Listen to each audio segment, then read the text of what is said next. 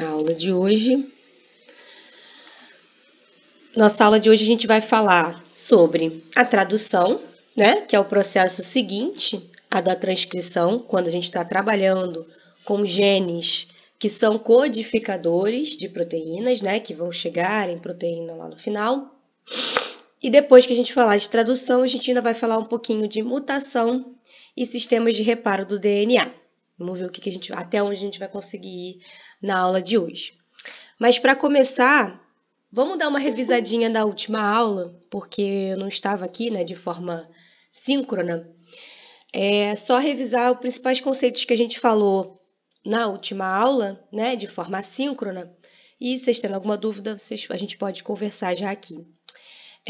Na última aula a gente falou sobre a transcrição, né, esse processo, que é o processo de sintetizar o RNA, né, fazer a leitura lá da informação genética que está no DNA sob a forma de genes, né? A gente falou dos genes na aula passada também, os elementos importantes de um gene, o promotor, a região que vai codificar o RNA e a região terminadora.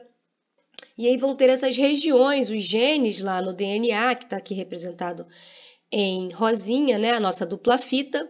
E a gente vai ter a RNA polimerase, né, que é a enzima responsável pela transcrição, que vai, né, identificar através do promotor essas regiões gênicas e vai fazer então a transcrição, né, do RNA a partir de uma das fitas do DNA, né? Somente uma fita é que vai ser lida, que é a fita molde, né? Que vai ser usada de molde para a síntese do RNA, né? Pareando adeninas, no caso no RNA, com uracilas e pareando guaninas com citosinas, né? E aí realiza-se então a síntese do RNA usando como molde o DNA, essa fita aqui que é a fita molde. A fita oposta, complementar à fita molde, é a fita codificante. Esse é um outro conceito que a gente falou na última aula, que é importante vocês saberem. E é importante saber que o sentido da síntese da RNA polimerase, assim como na DNA polimerase, né, é um sentido de síntese do 5' para o 3'. Tá? Então, ela vai estar sintetizando sempre o RNA do 5' para o 3'. Tá? Então, a fita molde ela vai estar sendo lida, vamos dizer assim, como ela vai ser complementar à fita do RNA, também vai ser necessária ali a polaridade inversa, então ela vai estar sendo lida do 3 para o 5', tá? A leitura dela vai ser do 3 para o 5', porque o RNA vai estar sendo sintetizado do 5 para o 3', tá? Beleza. E falamos principalmente das diferenças desse processo aí em procariotos para eucariotos, né? Em procariotos, né, o DNA ele se encontra no citoplasma, né? Os procariotos não têm núcleo onde está colocado o DNA, então ele já está ali no citoplasma. O processo de transcrição acontece, aqui em vermelhinho a gente tem o RNA mensageiro, por exemplo, né? A gente falou que a transcrição vai ser transcrito RNAs, não necessariamente só mensageiros, mas a gente vai transcrever RNA transportador, a gente vai transcrever RNA ribossômico, os outros tipos de RNA que a gente chama de funcionais. E se não for o RNA mensageiro, ele vai parar ali, vai chegar em RNA funcional e vai fazer a sua função. O RNA mensageiro é que vai trazer a mensagem para uma proteína, que é justamente o tema da aula de hoje, que é tradução, tá? Se for um RNA mensageiro, a gente trouxe bastante das diferenças entre procariotos e eucariotos.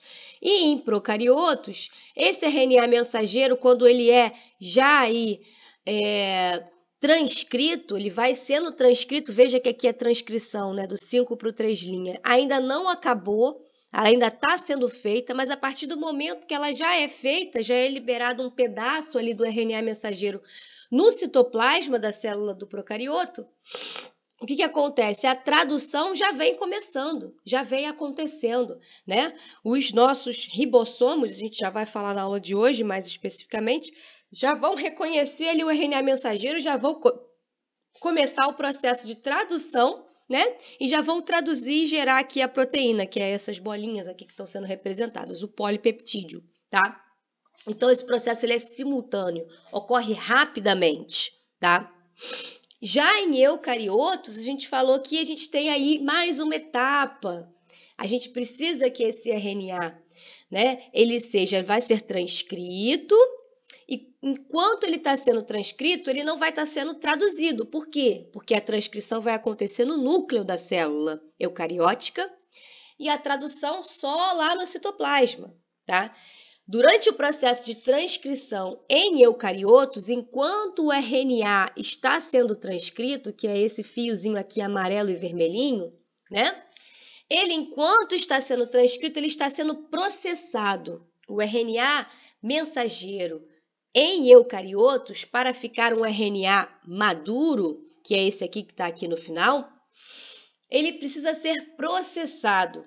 E esse processamento ele acontece em 3 etapas e é feito pelo spliceossomo, tá?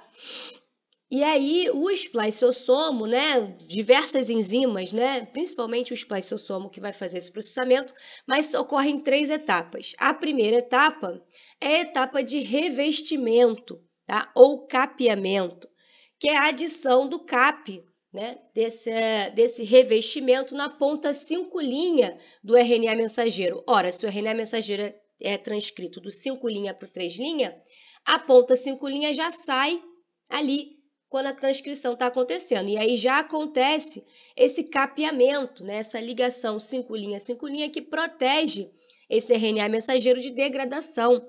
Ele vai ter que ser transportado para o citoplasma, né? Vai ter que ter uma estabilidade ali por um tempo. Então, por isso, ele precisa de ter esses processamentos aqui. Além disso, a segunda etapa do processamento é a recomposição ou splicing, que é a remoção dos introns, né? E deixar apenas os exons, que são esses trechos vermelhinhos. Então, os trechos amarelinhos, que são os introns, são removidos aqui pelo spliceossomo, tá?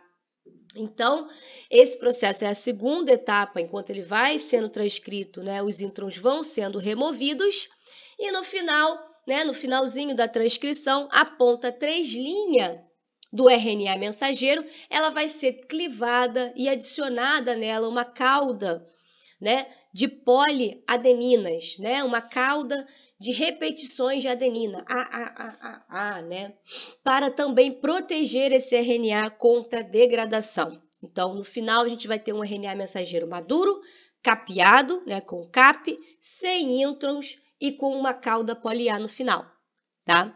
Então, esse é o resumo do que vocês precisam saber, Giovana, em relação a essa parte do processamento do RNA que você achou mais complicado no final da aula. Então, em eucariotos, esse processo ele acontece aqui, né, de processamento do RNA depois da transcrição, na verdade, simultâneo à transcrição, e esse RNA, então, aqui, ó, maduro, pronto, aí sim é esse daqui que vai ser transportado para o citoplasma para o processo de tradução acontecer, que é o que a gente vai estudar hoje, o processo de tradução. Então, vamos começar a falar da tradução, se não tiverem perguntas em relação à parte de transcrição e processamento do RNA. Ok? Por aí? Até agora? Professora, Uhum. eu tive uma dúvida mais ou menos com relação à matéria. No final da aula, você fala da etapa. Uhum.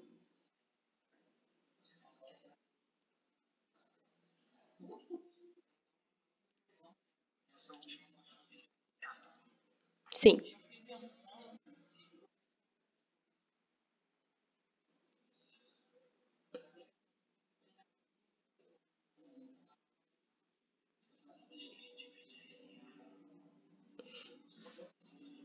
Sim.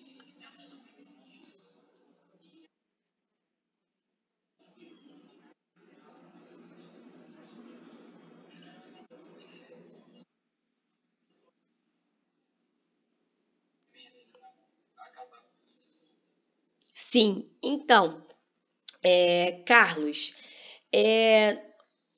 as vacinas de RNA, como elas são, o recipiente delas e como elas são colocadas, né, para se ter uma validade, né, aí não é in vivo, aí é in vitro, né? a gente faz em laboratório, a gente faz os testes todos de quais são os recipientes que eu vou colocar aqui para manter esse RNA, que é o princípio ativo da vacina, para manter ele estável, né? Até que ele chegue, enfim, né, a ser colocado, a ser injetado nas pessoas para poder, então, fazer o seu efeito, tá? E aí vão ter uma série de estabilizantes, tá? Uma série de estabilizantes para manter a validade dessas vacinas. Por isso que elas precisam ser mantidas refrigeradas. Ao serem abertas, elas têm um tempo menor, né, que elas precisam ser utilizadas. Também pela ação das nucleases, tá? As nucleases, elas estão presentes assim, né, na nossa mão, na nossa, no ar, assim, não exatamente no ar, exatamente, né, mas podem estar nas sujeiras, né, que estão aí,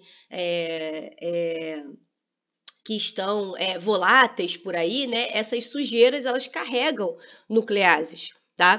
Porque, né, micro-organismos têm nucleases, nós produzimos nucleases e temos isso, né? Então, se você manipular uma amostra que tem RNA ou que tem até mesmo DNA, o DNA é mais estável do que o RNA, né, a degradação, mas também é degradado por nucleases, e se você manipular, né, sem usar luvas, por exemplo, sem usar algum tipo de proteção, máscaras, a gente normalmente usa até touca em laboratório, para evitar justamente essa contaminação da amostra com as nucleases que vão degradar.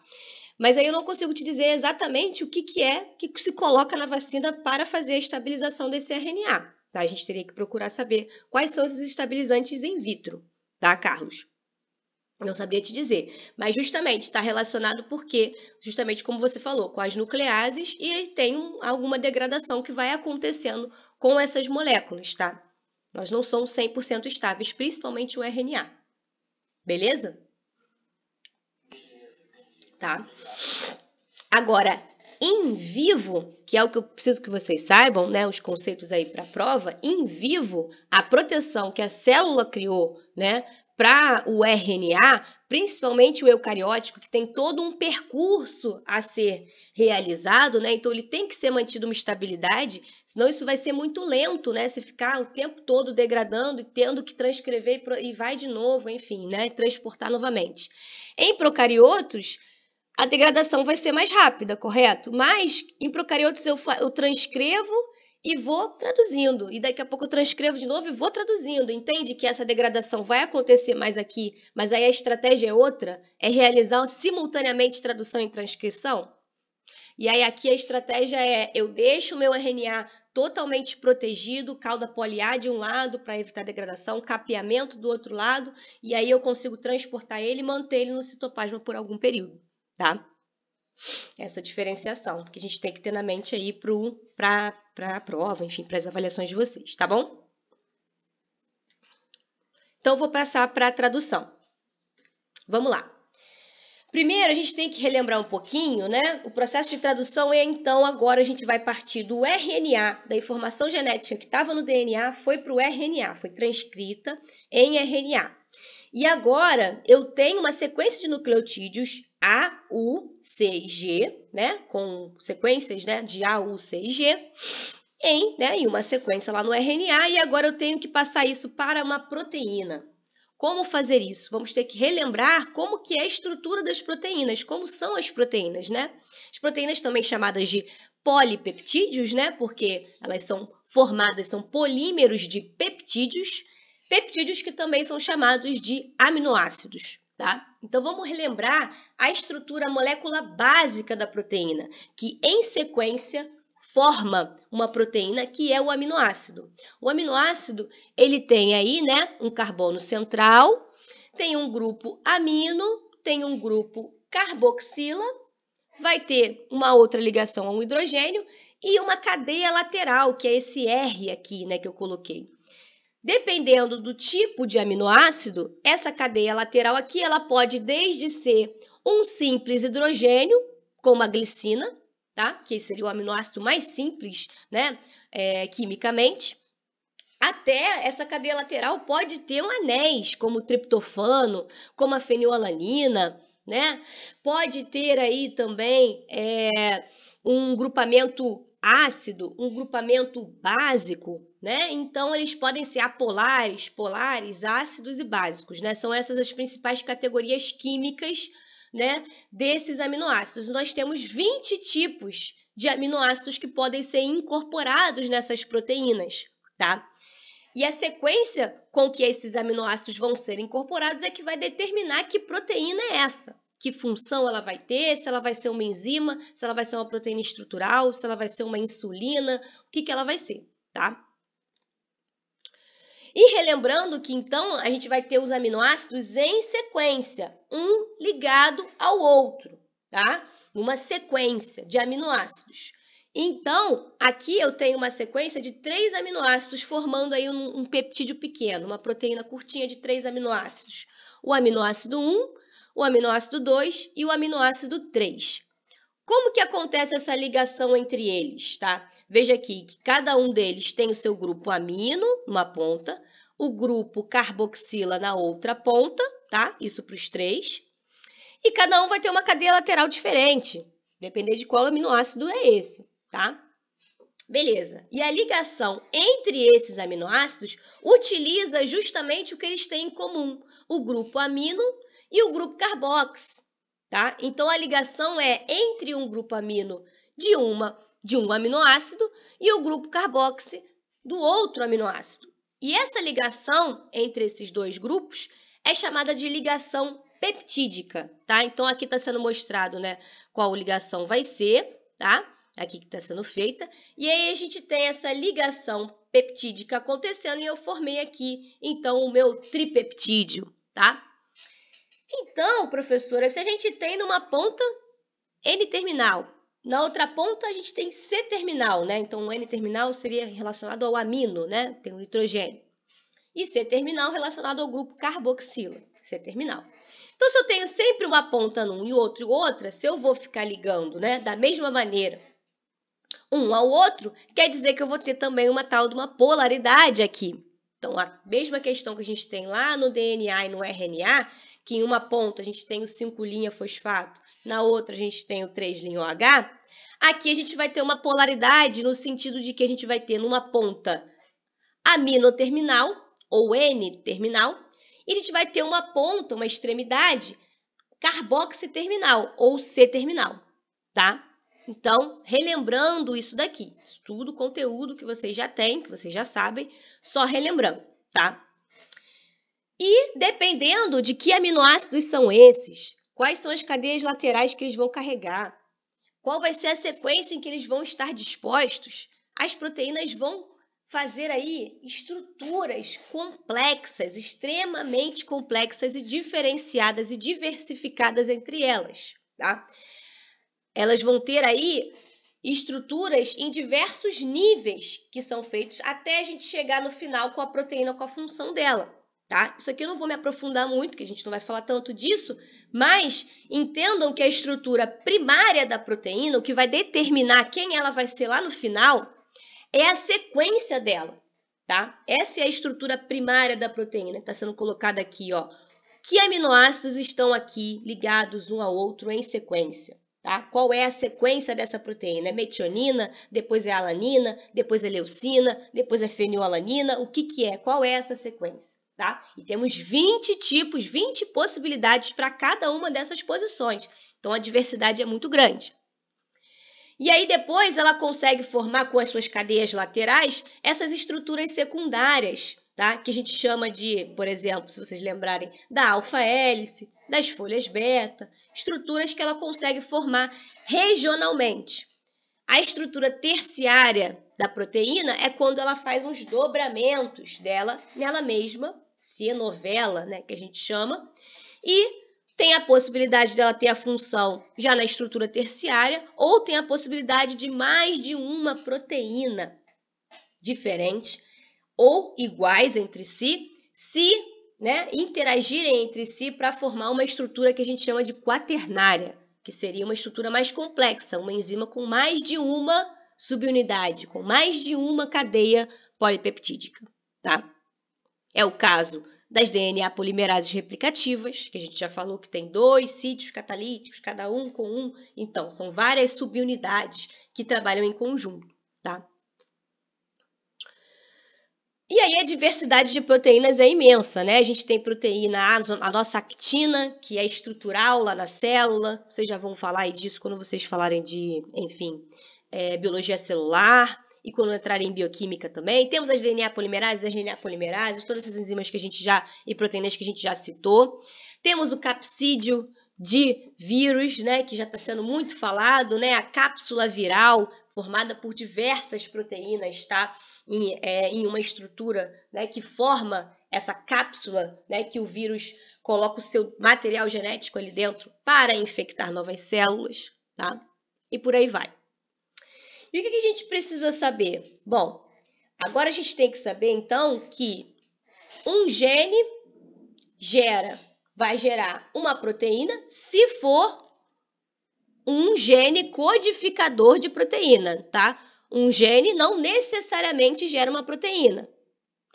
Um gene pode gerar um RNA que não seja mensageiro, um RNA funcional, transportador ribossômico, outros RNAs. Mas se a gente tem um gene codificador de proteína, aí sim nós vamos ter uma proteína. E aí a gente vai passar por esse processo de tradução, que é o que a gente vai estar estudando hoje. Então, se a gente tem um gene que é codificador de proteína, ou seja, ele vai gerar um RNA mensageiro, que depois vai gerar uma proteína, a gente vai ter um processo que a gente chama de colinearidade. O que é colinearidade? É pensar linearmente na sequência que vai codificar a proteína lá no final, mas que está no DNA. Então, a gente tem uma sequência no DNA linear de nucleotídeos, que vai ser transcrito em uma sequência linear de nucleotídeos de RNA, né, no RNA mensageiro, e essa sequência do RNA mensageiro, é o tema da aula de hoje, de nucleotídeos, uma sequência de nucleotídeos, vai ditar uma sequência de aminoácidos de uma proteína, tá? E aí agora não é mais uma transcrição, eu não estou mais transcrevendo de uma coisa para outra. Agora eu mudei qual é a minha língua. Antes eu estava falando na linguagem, no idioma, nucleotídeos. Tá? Tudo bem que DNA era ATCG e RNA é AUCG, tudo bem, só trocou o T pelo U. Mas são nucleotídeos, tá? Ligação fosfodiéster, polaridade 5', 3', tudo muito parecido. Agora, eu mudei o idioma, por isso é chamado de tradução. Agora, eu vou traduzir, eu vou pegar a sequência de nucleotídeos e vou traduzir em uma sequência de aminoácidos, tá? E isso a gente chama de colinearidade, tá? Linearmente, você tem uma sequência de nucleotídeos que vai gerar uma sequência de aminoácidos. E isso vai ser feito a partir de um código para que a gente possa traduzir nucleotídeos em aminoácidos, tá? E esse código, ele funciona da seguinte maneira, tá? Ele é chamado de código genético. O nosso código genético, ele é universal para todos os seres vivos, pequenas exceções, mas eu não vou nem citar exceções, mas para todos os seres vivos, procariotos também, eucariotos também, seguem o mesmo código genético, que acontece em trincas de nucleotídeos, tá? Então, nós temos a cada 3 nucleotídeos, a gente vai ter aí o que a gente pode chamar de códon, tá? Então, trincas de nucleotídeos no RNA mensageiros vão ser chamados de códons, e essas trincas, essas sequências de 3 nucleotídeos vão codificar para um dos 20 tipos de aminoácidos, tá? Vão conseguir codificar os 20 tipos de aminoácidos. Mas se a gente pensar em uma sequência de 3 nucleotídeos, a gente sabe que, pensa numa sequência de 3 nucleotídeos, aqui eu vou ter um nucleotídeo, aqui eu vou ter outro e aqui eu vou ter outro. Se eu tenho 4 possibilidades de nucleotídeos, 4 possibilidades de bases, né? No caso no RNA mensageiro A, U, G e C, eu vou ter uma combinação, fazendo uma combinação matemática, eu vou ter 4 possibilidades na primeira posição, 4 possibilidades na segunda posição e 4 possibilidades na terceira posição. Então, eu vou ter 64 possíveis sequências, né, de trincas que eu posso ter, certo? Certo. Então, eu posso ter 64 possíveis sequências que estão colocadas aqui, ó. Eu posso ter UUU, eu posso ter UUC, UUA e por aí vai. Aqui tem 64 trincas, estão aqui colocadas, tá? Mas eu só tenho 20 tipos de aminoácidos. Só tenho 20 tipos de aminoácidos para serem codificados. Então, isso quer dizer que mais de uma sequência de códons podem gerar o mesmo, indicar, dar a informação para o mesmo aminoácido, tá? Então, se eu tenho 64 códons possíveis e só codifico 20 aminoácidos, isso quer dizer que o nosso código genético, ele é redundante ou degenerado, tá? Tem esses dois nomes, uma coisa significa a mesma coisa que a outra. Ele é redundante. Em alguns momentos, ele vai estar dando a mesma informação, mesmo sendo uma outra sequência, tá? Por exemplo, aqui eu dei o exemplo do stop codon, tá? Porque nós temos 20 tipos de aminoácidos, mas a gente também, né, essas sequências, essas trincas de nucleotídeos também vão indicar, em algum momento, uma parada da leitura, né? Porque a leitura vai começar em um ponto, mas ela tem que terminar em um outro ponto específico, né? Não posso adicionar mais aminoácidos do que a proteína deveria ter. Então, tem uma sinalização também por conta desses códons, tá? Então, eu tenho que codificar esses 20 tipos de aminoácidos e eu tenho que codificar também a parada da leitura, que é o stop codon. Mas, se vocês forem olhar aqui no código genético, até mesmo o próprio stop codon também tem uma codificação redundante degenerada. Eu tenho 3 tipos possíveis de códons que vão identificar stop. Não vão identificar, na verdade, vão sinalizar stop, não necessariamente um aminoácido. Mas vejam aqui outros aminoácidos que também são redundantes. A leucina, por exemplo, ela tem 6 possíveis sequências de nucleotídeos, né, de trinucleotídeos, de códons, que podem gerar aí leucina, tá? Como que a gente faz para fazer a leitura do nosso código genético? Bom, do lado esquerdo, a gente procura a primeira letra do códon que a gente quer procurar, tá? Para ficar mais fácil, a gente não ter que procurar olhando um a um. A gente procura, eu quero procurar o códon AAU. Então, eu tenho que procurar na primeira letra A, tá aqui. Então, quer dizer que o meu códon está nessa coluna aqui. E aí, batalha naval. Para o outro lado, eu tenho que procurar nesse lado de cá a segunda letra. A segunda letra também é um A. Então, eu vou procurar nessa coluna daqui e nessa linha aqui. Então, está aqui o meu códon. É o AAU que eu quero, então eu vou procurar na terceira letra aqui do lado de cá. Dentro dessa linha e dessa coluna, eu tenho o U aqui como terceira letra. Achei o meu AAU, tá? Se alguém nunca mexeu e usou o código genético, já aprendeu aí. E aí tem um outro conceito muito importante que a gente tem que lembrar e saber, que é o conceito de matriz ou quadro de leitura. Bom, vamos pensar lá na colinearidade que eu falei. Pensa aqui, olha para essa figura aqui. Nós temos aqui uma sequência de RNA mensageiro, tá? 5 linhas, 3 linhas. A leitura vai ser sempre do 5 para o 3, tá? Para a codificação, o ribossomo faz a leitura do 5 para o 3 linhas. Já vamos ver isso um pouco mais a fundo, mais à frente. E aí eu já vou botar ele assim, colinear, qual vai ser a codificação, né, dessa sequência em aminoácidos, tá? Então, se a gente vê aqui nessa primeira imagem, se eu começo a leitura a partir da letrinha U, que é a primeira aqui colocada, eu vou ler o quê? Eu vou ler o meu primeiro códon, que é o quê? UCA. Então, formei o meu primeiro trinucleotídeo, tá? O meu primeiro códon. UCA codifica quem? Só ir lá no código genético. Codifica uma serina, tá? Então, 3 nucleotídeozinhos codificando uma serina. Próximo códon, UGA. O GA codifica um stop códon, tá? Isso quer dizer o quê? Se o ribossomo viesse lendo essa sequência aqui, ele pararia de fazer a codificação nesse ponto de cá. esses demais aminoácidos não seriam lidos, tá? E se eu digo para vocês que aqui nessa região eu tenho um nucleotídeo de 3 aminoácidos, bom, ele teria somente um, tá?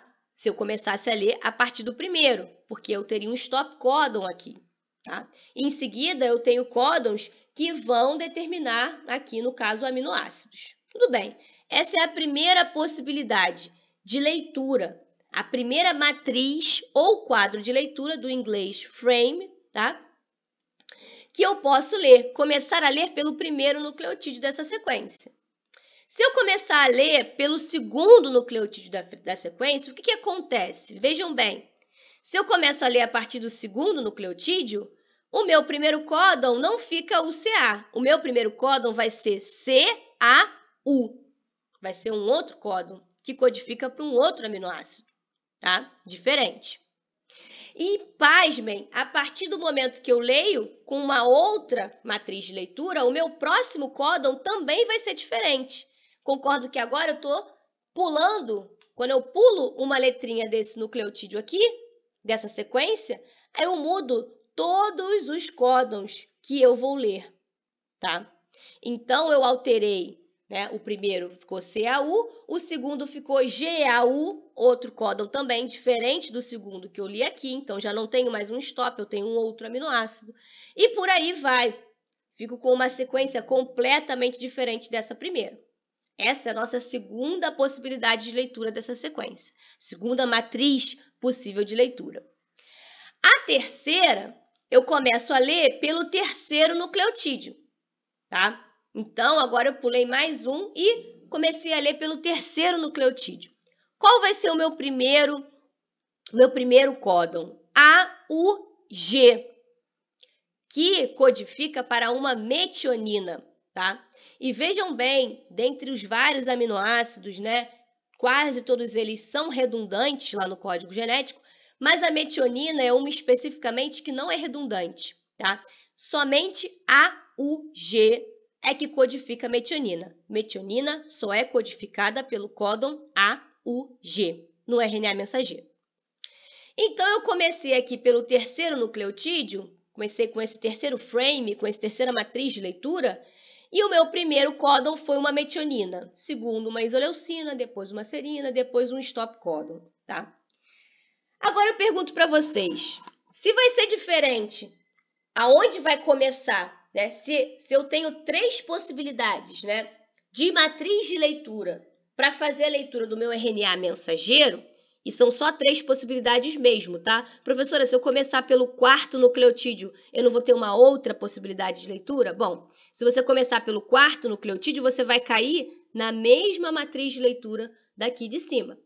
Porque, veja bem, se você começar pelo quarto, você só não vai ler o primeiro, mas você vai ficar na mesma matriz. Você vai codificar stop, depois serina, depois arginina, depois lisina. Então, existem sempre 3 possibilidades de matriz de leitura. Por quê? Porque cada códon, né, tem 3 nucleotídeos, tá? Então, eu tenho 3 possibilidades de início ali, para cair numa matriz de leitura. E aí, então, se eu tenho 3 possibilidades e cada uma delas me dá uma proteína diferente, tem uma que é a forma correta de ler esse RNA mensageiro. Quem é que vai determinar a matriz ou quadro de leitura? Vai ser o códon de iniciação, tá? Então, o ribossomo, que a gente já vai ver que vai ser o responsável por fazer, né, a leitura lá do RNA mensageiro e então codificar a sequência da proteína, por onde ele começa é extremamente importante. E quem vai determinar isso para ele vai ser o códon de iniciação. Que o códon de iniciação, ele é sempre, para toda proteína, ele é sempre um AUG. Isso quer dizer que toda proteína começa com o aminoácido metionina. Tá? Então, eu começo com uma metionina sempre. E essa metionina é chamada metionina de iniciação. Pode ser que eu tenha metioninas ao longo da proteína também? Pode ser também. Mas a de início, a que é o primeiro aminoácido daquela proteína, é a metionina de iniciação. E esse é o nosso códon de iniciação em procariotos e em eucariotos. tá? Isso é conservado. E é ela que vai determinar a matriz ou o quadro de leitura. Então, isso quer dizer que aqui, se eu estou começando a fazer, né, a síntese do meu peptídeo, da minha proteína, o frame certo é esse daqui. E o ribossomo vai conseguir reconhecer que é a partir daqui que ele tem que começar a ler. A gente já vai entender como. Deu para entender até aí?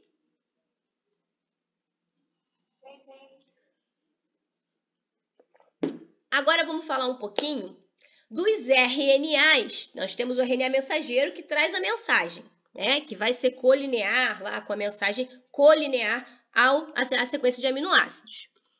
Mas nós temos outros RNAs que são importantíssimos no processo de tradução. O primeiro deles é o RNA transportador, tá? O RNA transportador é o que transporta o aminoácido, tá? Isso vocês já devem saber. O RNA transportador, ou tRNA, né, assim chamado, ele vai carregar o aminoácido lá para o ribossomo, né, que vai fazer justamente a síntese, vai carregar o aminoácido e vai encaixar, vamos dizer assim, né, reconhecer o códon que está no RNA mensageiro e trazer o aminoácido correspondente, ou cognato, como a gente chama. Então, se eu tenho AUG no meu RNA mensageiro, o RNA transportador vai estar trazendo uma metionina, obrigatoriamente, porque metionina só é codificada por esse códon. Quando o RNA, então, transportador, ele tem essa estrutura aqui que eu estou mostrando, é uma fita de RNA linear, simples, né? Então, ela, por ser uma fita simples de RNA, isso eu falei na aula passada, vai adquirir diversas estruturas tridimensionais, né? Vai se complementarizar com ela. Tem mais ou menos essa estrutura aqui, está sendo mostrada. Ele tem uma ponta 3', tem uma ponta 5'. Na ponta 3' é que vai ser ligado o aminoácido cognato dele. Aqui ele não está ligado a nada. E ele vai ter uma região para reconhecer o códon que está no RNA mensageiro. Essa região é uma alça, né, ali no RNA, que é a alça do anticódon. Essa região, ela traz a sequência do anticódon. O anticódon é o quê? O que o nome diz. É uma sequência de 3 nucleotídeos complementar ao códon. Então, o RNA mensageiro ele traz o anticódon, complementariza isso no RNA mensageiro, e a complementarização sendo certa, ele está trazendo lá o aminoácido correspondente àquele códon que está no RNA mensageiro, e então vai ser adicionado aquele aminoácido na cadeia da proteína, tá?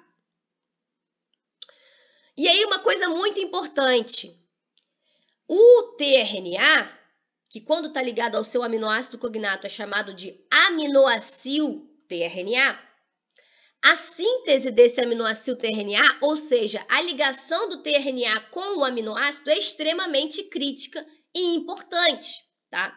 E é uma das etapas mais críticas, que tem mais propensão a existir erro durante a tradução, o processo de tradução, né? Porque se eu tiver um aminoácido errado ligado, então se eu tenho um tRNA que traz o anticódon para AUG, e ele, ao invés de estar com uma metionina ligado, ele estiver ligado com outro aminoácido, o que vai acontecer? Ele vai complementarizar lá com o seu anticódon lá no RNA mensageiro, mas ao invés de botar uma metionina, ele vai botar um outro aminoácido, tá? E isso não vai ser percebido. A hora importante e crítica de colocar corretamente os aminoácidos nos locais certos para aquela proteína sair corretamente codificada é a hora de ligar o tRNA correspondente ao seu aminoácido, tá? E quem faz isso são as enzimas chamadas aminoacil tRNA, do nome, né, do produto que elas produzem, que é justamente esse produto, essa ligação tRNA-aminoácido, sintetases, tá? Essas enzimas. E aí eu falo essas enzimas porque ela não é uma enzima só que faz todas as ligações de todos os aminoácidos com todos os tRNAs. Não. A célula, para se proteger desses possíveis erros, tá, que podem acontecer nessa ligação, ela vai ter aí 20 enzimas diferentes 20 aminoácido-tRNA sintetases para sintetizar para ser responsável pela ligação, né, para cada um desses 20 aminoácidos, tá? Então, a gente poderia ter aqui um exemplo da aminoácido-tRNA sintetase específica para a alanina. Então, eu tenho uma que é específica para a alanina, eu tenho uma que é específica para a metionina, eu tenho uma específica para a leucina e por aí vai. Então, ela tem uma região que ela vai se ligar com o RNA transportador, que vai estar carregando um anticódon, que ela vai reconhecer, e ela vai ter uma região em que ela vai ligar com o seu aminoácido específico. Então, se ela é só para alanina, ela só vai fazer ligação de alanina com os tRNAs que têm anticódon para alanina. E ela vai promover essa ligação, então, tá? No 3' OH do tRNA com o carboxy terminal do aminoácido. Isso também é importante de saber, que é o 3' OH que liga com o carboxy terminal do aminoácido, porque a gente vai entender que, por isso, na colinearidade, a gente vai ter, né, lá a sequência do RNA mensageiro sendo lida do 5 para o 3' e é colinear em relação à sequência de aminoácidos do N-terminal para o C-terminal, tá? Então, essa etapa ela é extremamente crítica, essa da síntese, tá? E além de ter 20 dessas enzimas para se proteger desse problema, que pode acontecer de erro, a célula ainda tem, né, tem que as suas aminoácido-tRNAs sintetases, elas ainda têm possibilidade de errar e elas ainda podem revisar a sua ligação, tá, entre tRNA e aminoácido por uma hidrólise. Elas ainda podem fazer a ligação e se elas perceberem que essa ligação foi feita com o tRNA errado, elas podem quebrar essa ligação, hidrolisar essa ligação, tá? Para tentar fazê-la novamente, ok? Então, beleza, esses são os RNAs transportadores. E a gente tem um outro tipo de RNA que é extremamente importante, que é o RNA ribossômico. Os ribossomos, né, que a gente chama tanto os ribossomos que estão lá no citoplasma, vão estar no citoplasma dos procariotos, vão estar no citoplasma dos eucariotos, e aí, nesse caso, associados ao retículo endoplasmático rugoso. E os ribossomos, quando a gente fala ribossomos, a gente está querendo dizer uma máquina, imagina uma máquina molecular muito grande, muito grande, tá? Tanto que ela consegue ser visível, né, na microscopia, o que é o retículo endoplasmático rugoso e qual é o liso. Porque o rugoso tem um monte de pontinhos, e por isso a gente chama ele de rugoso, né? Que são os ribossomos. Então, assim, a gente consegue enxergar na microscopia, tá? Então, quer dizer que são máquinas moleculares muito grandes, não são pequenas proteínas, pequenos RNAs. São RNAs grandes associados com proteínas. Então, quando a gente fala ribossomo, eu não estou falando só de RNA ribossômico, eu estou falando de RNA associado com diversas proteínas, tá? Aqui estou só sendo mostrado, isso daqui vocês não precisam gravar ou saber especificamente, tá? Já estou falando aqui, só para mostrar para vocês que o ribossomo procariótico, tá? E o ribossomo eucariótico. A diferença vai ser mais ou menos o tamanho, o eucariótico é um pouco maior, mas são muito conservados, muito parecidos. Ambos vão ter uma subunidade menor, tá? Ribossômica, e uma subunidade maior, ribossômica. A gente já vai entender a função de cada uma dessas subunidades, tá? E eles juntinhos formam o ribossomo, tá? Então, ó, subunidade maior, por exemplo, do procariótico, formado por 2 tipos de RNA ribossômicos e mais 31 proteínas. Essa estrutura que é formada por RNA e proteína é que forma essa subunidade aqui, que vai formar as outras também. São diversas proteínas, é só para exemplificar para vocês não precisam saber especificamente para cada um do que eles são formados, tá? E aí, nós temos aqui um modelinho esquemático mostrando o ribossomo, né? A sua subunidade maior. Desculpem. Deixa eu beber um pouquinho de água. E a sua subunidade menor aqui. E aí mostrando mais ou menos o que a gente tem ali de estruturas ali dentro que fazem com que ele possa ser capaz de fazer, né, realizar a tradução. Bom, quando a gente tem a subunidade maior e menor aqui já ligadas com o nosso RNA mensageiro, que é essa fita aqui vermelha, tá? 5 para o 3'.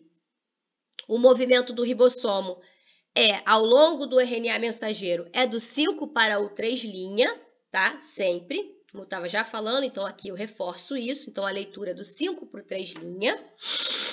E a gente vai ter, quando esses ribossomos estão aí ligados, né, à subunidade maior e menor, vejam que o RNA mensageiro fica ligado na subunidade menor, tá? Então, é a subunidade menor que se liga ao RNA mensageiro.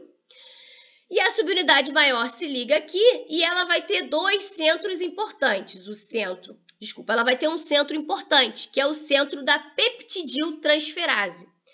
Aqui, como chama peptidiltransferase, transferência de peptídeo, né? Então, aqui é que vai acontecer, na verdade, a formação da ligação peptídica, tá? Nesse centro peptidiltransferase que está na subunidade maior.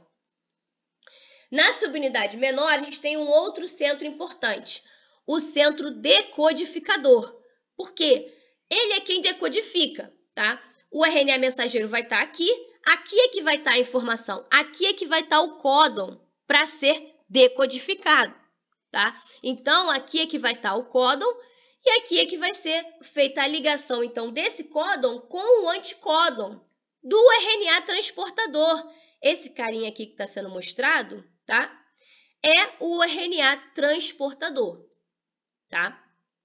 Então, a gente vai ter esse RNA transportador trazendo o seu anticódon complementar ao códon, e quem vai fazer aí, né, verificar se essa complementarização está correta é o centro decodificador, tá?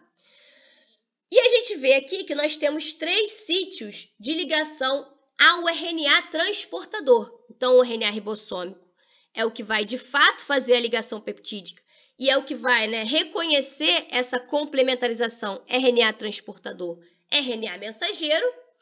Mas a gente vê que o RNA transportador ele pode estar ligado a 3 diferentes sítios dentro do ribossomo, que é formado pelas 2 subunidades do ribossomo. O sítio A, que é o sítio de entrada do nosso aminoácido tRNA, não é só tRNA, é aminoácido tRNA, por isso é chamado de sítio A, vem de aminoácido tRNA, então a entrada deles é por aqui. A gente tem o sítio P, a gente vai ver que nesse sítio P é que vai ficar um tRNA ligado à cadeia nascente peptídica. Então veja que aqui, cada um dessas bolinhas são aminoácidos.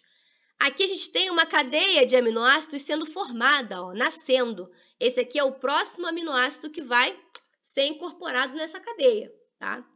Então, no centro P, no sítio P do ribossomo, a gente vai ter, então, a cadeia polipeptídica, por isso vem o P, que está nascendo. E no sítio E, ele é um sítio de exit, né? Do inglês, exit, de saída. É o sítio de saída, tá? Onde vai ficar aí os nossos tRNAs que já perderam o seu aminoácido, que já doaram o seu aminoácido para a cadeia polipeptídica. Aqui vai ficar, eles só vão passar por esse sítio, né? E vão sair. É o sítio de saída, tá? Beleza. Então, já entendemos mais ou menos, né, essa conformação. Agora, a gente vai falar um pouquinho das etapas que ocorrem a tradução. A tradução, assim como a transcrição, vai ter uma etapa de início, uma etapa de elongação e uma etapa de término, tá? Como eu mostrei para vocês, os ribossomos são muito conservados em procariotos e eucariotos. O processo de tradução ele é bem conservado em eucarioto e procarioto. A única diferença entre procarioto e eucarioto, que eu preciso que vocês saibam, porque isso está correlacionado também ao próprio RNA mensageiro e como ele é a iniciação desse processo. Elongação e término é igual, tanto que eu não vou nem diferenciar aqui. Mas a iniciação, o início, reconhecer o início, por onde eu vou começar aquela tradução, é que vai ser diferente em procarioto e eucarioto. E é muito importante, porque saber onde é o início, saber onde está o códon de iniciação a UG, é o que vai determinar a nossa ordem de leitura, a nossa matriz de leitura, né? O nosso frame. Então, vamos começar com o procarioto. No processo, então, de tradução, a iniciação da tradução em procarioto, tá? Iniciar esse processo de tradução é buscar o códon de iniciação. Já falei aqui, tá? Temos que procurar o nosso AUG, nosso códon de início AUG, e a gente vai codificar para vai ser ligado ali nesse AUG um aminoácido tRNA de iniciação, tá? Que é o quê? O que carrega a tal da metionina. Como é que vai ser reconhecido essa região que tem o AUG de início, tá? Em procariotos, esse reconhecimento vai ser feito a partir de uma sequência, tá? Uma sequência de nucleotídeos que vai estar lá no RNA mensageiro, um pouco antes do códon de início. Então, aqui, ó, vejam, aqui a gente tem o RNA mensageiro, tá? Aqui está o códon de início, o AUG. Um pouquinho antes desse AUG, ou seja, na região que não vai ser traduzida, que está no 5' do RNA mensageiro, lembra do 5' UTR que eu comentei com vocês na última aula, na aula síncrona? Revejam lá. Tem uma região que é transcrita em RNA mensageiro, mas que não é exatamente a região codificadora de proteína, para o caso de genes codificadores de proteínas. Então, uma região que está no UTR 5', tá? Nessa região não traduzida, 5' do RNA mensageiro. E essa sequência, ela tem um nome, é uma sequência conservada, ou seja, em diversos genes, para diversas proteínas diferentes, ela vai estar lá sempre essa sequência de reconhecimento, que é uma sequência chamada de Shine-Dalgarno, tá? Sequência de Shine-Dalgarno, porque foram os cientistas que descobriram essa sequência, Shine-Dalgarno. Como é que o ribossomo reconhece essa sequência de Shine-Dalgarno? O ribossomo tem RNA, não tem? E aí você tem o RNA ribossômico na subunidade menor do ribossomo, dos procariotos, ele tem uma sequenciazinha que a gente chama de 16S, tá? Só simplesmente é uma terminologia mesmo. Na verdade, o que vocês precisam saber é que no ribossomo, né, no RNA ribossomal da subunidade menor, eu vou ter uma sequência complementarzinha, perfeita, que encaixa perfeitamente com a sequência de Shine-Dalgarno. Então, vai ser um reconhecimento de sequência que vai acontecer ali, pertinho do códon de início, tá? Então, vejam aqui, eu tenho aqui a subunidade menor, tá? Ribossômica, a subunidade menor. E aí, o que acontece? Essa subunidade menor reconhece a sequência de Shine-Dalgarno e se liga lá nessa região. Quando ela se liga, a subunidade menor nessa região, já vai estar na posição perfeita com o códon de início AUG já no sítio P, tá? Eu falei para vocês que o sítio A é o sítio de entrada do aminoácido tRNA, mas com exceção do o nosso códon de início de AUG, né? Ele vai começar não no sítio A, ele vai começar no sítio P, tá? E o aminoácido tRNA de iniciação que traz uma metionina, ele vai se ligar lá, complementarizar lá nesse AUG, aqui ó, com a subunidade menor. Então, quando essa ligação da subunidade menor acontece e o aminoácido tRNA de iniciação também se complementariza aqui, tá? Tudo pronto. Falta só quem? A subunidade maior. E ela recruta, então, essa ligação aqui, né? Já feita, a subunidade maior, então, vem e se liga nessa região, formando aí o sítio P, tá? Onde vai estar o nosso aminoácido tRNA de iniciação ligado, lá no sítio P, que é o do meio. Aqui é o A e aqui é o E, tá? Então, já está tudo pronto para o início, tá? Para passar para a etapa de elongação, que a gente já vai falar aqui. Assim é feito esse processo em procariotos. Em eucariotos é um pouquinho diferente, tá? Em eucariotos vai ser um pouquinho diferente. Nós não temos sequência de Shine-Dalgarno e nem nenhuma outra sequência conservada que vai ser reconhecida pelo ribossomo. Pô, então o ribossomo vai fazer como? Como que ele vai fazer? O ribossomo ele vai reconhecer o início, né? o início daquele RNA mensageiro a partir do CAP. Então, por isso que o capeamento ele é tão importante. O CAP protege essa ponta do RNA mensageiro de degradação, mas também vai servir de reconhecimento para o início de tradução em eucariotos. Então, a subunidade menor do ribossomo já está ela aqui ligada, já perto do sítio P, com o nosso aminoácido tRNA de iniciação lá com a metionina, tá? E aí, essa subunidade menor reconhece o CAP. Reconhece o CAP e aí ela vai fazer o quê? Esse complexo aí de pré-iniciação, esse complexo aí para iniciar a tradução. Ele vai fazer uma varredura do RNA mensageiro. Ele vai começar a se deslocar ao longo do RNA mensageiro, como está essa setinha aqui mostrada, até encontrar o primeiro AUG. O primeiro AUG, depois do iniciozinho do RNA mensageiro, ele já vai parar ali, já com o nosso aminoácido tRNA no sítio P, já complementarizando com esse códon aqui de iniciação AUG, e aí vai recrutar a subunidade maior, né? Vai ser recrutada então, e tá tudo pronto para a gente iniciar a etapa seguinte de elongação, tá? Então vamos lá. Tanto em procarioto quanto em eucarioto, a gente chegou de formas diferentes, mas chegamos nisso aqui, nessa primeira imagem aqui. Como eu falei para vocês, o primeiro aminoácido tRNA, ele começa no sítio P, tá? O nosso de iniciação. Então, imagina que isso aqui é uma metionina, esse primeiro aminoácido que está sendo trazido é uma metionina. E eu começo no sítio P. Agora, o ribossomo ele vai se deslocar ao longo do RNA mensageiro para ir fazendo as leituras, e isso vai recrutando, né, tRNAs, e ele vai produzindo essa cadeia polipeptídica. Aqui estava com um aminoácido, ó, vai ligar um segundo, depois vai ligar um terceiro, e vai começar a nascer a nossa cadeia polipeptídica do N-terminal para o C-terminal. A leitura do ribossomo no RNA mensageiro é do 5' para o 3'. Então, vamos entender as etapas da elongação. Bom, depois que esse primeiro está aqui no sítio P, o sítio A está livre para a entrada do próximo aminoácido tRNA. Então, para elongar, o aminoácido tRNA vai se ligar no sítio A, no sítio de entrada.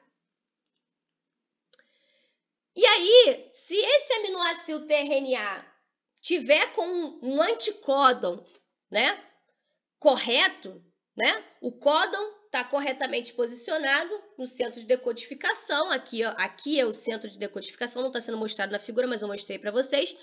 O centro de decodificação vai verificar se essa complementarização de anticódon-códon está correta.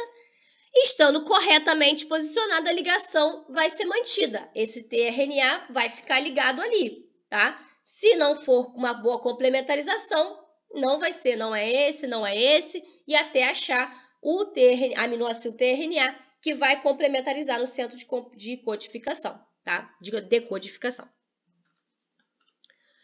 Em seguida, né? Aí a gente vai ter o quê? Um aminoácido tRNA no sítio P, carregando o primeiro aminoácido, e um aminoácido tRNA no sítio A, carregando o segundo aminoácido. Agora eu tenho que fazer o quê? A ligação peptídica entre esses aminoácidos. Isso acontece aonde? No centro peptidiltransferase, aqui na subunidade maior, tá? Então, aí o que vai acontecer? Eu vou ter a ligação do segundo aminoácido com esse primeiro, tá?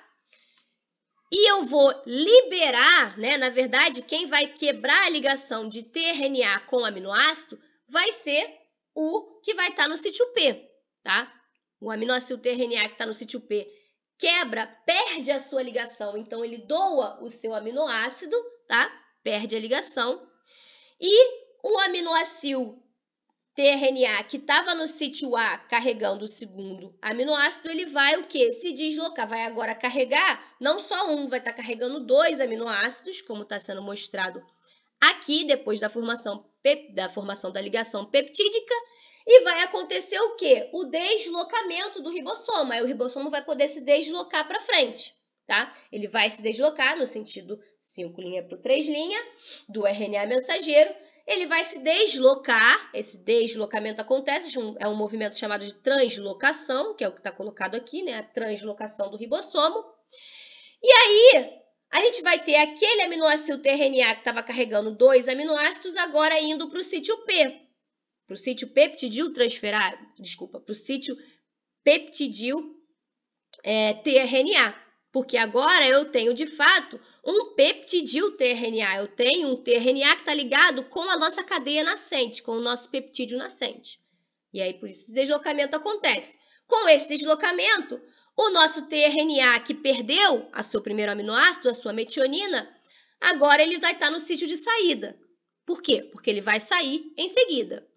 E o nosso sítio A está livre, tá? O nosso sítio A, ele está liberado agora para que um novo aminoácido tRNA se ligue nessa região. E aí vai acontecer a mesma coisa, pessoal. Você vai ter a ligação desse peptídeo nascente para esse novo tRNA que está chegando. Esse daqui vai doar, né? Liberar esse peptídeo, vai para o sítio E. Tudo esse daqui vai ser deslocado para o sítio P e libera o sítio A novamente. E assim vai, tá? Acontecendo e a nossa cadeia polipeptídica vai se alongando e vai até saindo de dentro do ribossomo, tá? Tem um túnel de saída dessa cadeia polipeptídica, tá? E ela já vai ali começando a se novelar e etc. até essa proteína ser completamente formada. E aí a gente chega na última etapa da tradução, que é o término. Tá? A última etapa da tradução é o término. O término vai ser sinalizado pelo quê? Pelo códon de parada, pelos stop códons, os 3 possíveis stop códons que estão lá no código genético. E como é que isso vai acontecer? Bom, eu vou ter o meu sítio A liberado e vou chegar em um códon de parada. Nesse caso aqui é um UAA. Temos 3 possibilidades. Cheguei em um códon de parada. O que vai acontecer? Será que eu vou ter um tRNA que não vai estar ligado a nenhum aminoácido? Não, na verdade não. A gente não tem nenhum tRNA com esses anticódons correspondentes aos stop códons, tá? O que a gente tem é um fator de liberação, que é uma proteína, tá? Uma proteína. Existem fatores também de elongação que auxiliam, né, esse processo aqui da elongação, mas vocês não precisam saber desses detalhamentos. E a gente vai ter um fator de liberação. Esse eu estou falando mesmo porque para vocês não terem a ideia errada de que vem um RNA, um tRNA sem aminoácido, né? Na verdade, não. Na verdade, a gente tem um fator, uma proteína que reconhece esse nosso códon de parada. E aí ela se liga no sítio A. E ao se ligar no sítio A, esse fator de liberação, que é a sigla RF, que vem de Releasing Factor, né, do inglês, ela vai sinalizar, né, ela vai permitir, na verdade, que uma molécula de água entre no centro da peptidiltransferase, naquele centro em que a gente está fazendo o quê? Quebra de ligação com tRNA e ligação em outro aminoácido. Quebra de ligação do tRNA e ligação em outro aminoácido, certo? É isso que está acontecendo no sítio peptidiltransferase. Quando chega o stop códon e entra o fator de liberação, esse fator de liberação deixa entrar uma molécula de água nesse centro peptidiltransferase que hidrolisa a ligação do nosso peptidil tRNA com a cadeia polipeptídica. Ele quebra essa ligação, mas não liga com nenhum novo aminoácido, não está continuando, né? Só faz a quebra dessa ligação, tá? E aí, quando você tem a quebra dessa ligação e você libera a cadeia nascente, a proteína que foi formada, e isso já sinaliza o desligamento dos ribossomos das subunidades, elas já se separam, o RNA mensageiro também, e esse processo ainda pode ser recomeçado, ou pode já estar até vindo novos ribossomos ali, entrando no processo de elongação e chegando no término, tá? E aí a tradução termina. Deu para entender, pessoal, até aqui esse processo de tradução? Que agora a gente vai entrar numa outra parte da aula, na parte de mutação. Tem alguma dúvida? Ninguém falou nada até agora?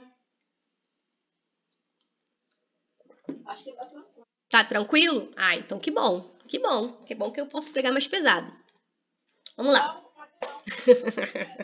Tô brincando, aí vocês nunca mais vão falar que tá tranquilo.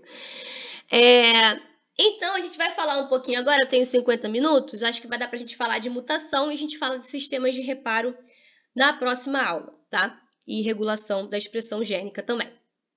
Bom, vamos falar do tema mutação, que é um tema muito importante, né? Mutação é algo que a gente ouve falar bastante, né? Acho que o momento em que a gente primeiro ouve sobre mutação é quando a gente assiste X-Men, pelo menos na minha época, a gente assistia muito o desenho, e a gente ficava sabendo que tinham os mutantes, né? Tinham lá pessoas que eram mutantes, que fruto de mutação do DNA dessas pessoas, né? Desses personagens lá do desenho, eles adquiriam habilidades diferentes, fenótipos diferentes. Com certeza foi aí, né, Júlia? Com certeza. Então, a gente já sabe, mais ou menos ali, por conta do desenho, obviamente na vida real, as mutações, né, trazem sim mudanças de fenótipo, polimorfismos na população, trazem cânceres, isso vocês também já devem saber, né, muito mais do que asas para a gente voar e poderes especiais. Mas o fato é que dá para entender que mutação é uma alteração no DNA, quer dizer que o DNA foi alterado. O nosso material genético foi alterado, né? E essa alteração do material genético, na verdade, ela é muito importante, porque ela é a fonte da variação do DNA, é a fonte da variabilidade genética. Em biologia, de uma maneira geral, a gente toda hora fala, né? Variabilidade genética, a gente precisa da variabilidade genética, reprodução sexuada para ter mais variabilidade genética e tudo mais, né?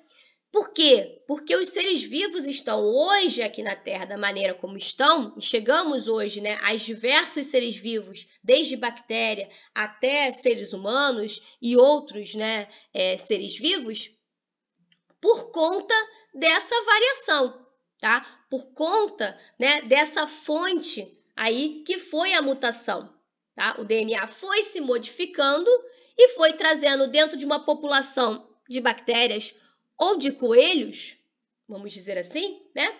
Dentro de uma mesma população, de uma mesma espécie, a gente tem variação, né? Temos entre nós, eu sou diferente de você. Aqui a gente tem coelhos com colorações de pelagem diferentes, né? Então a gente tem essa variação dentro de populações, que a gente chama de polimorfismo, tá?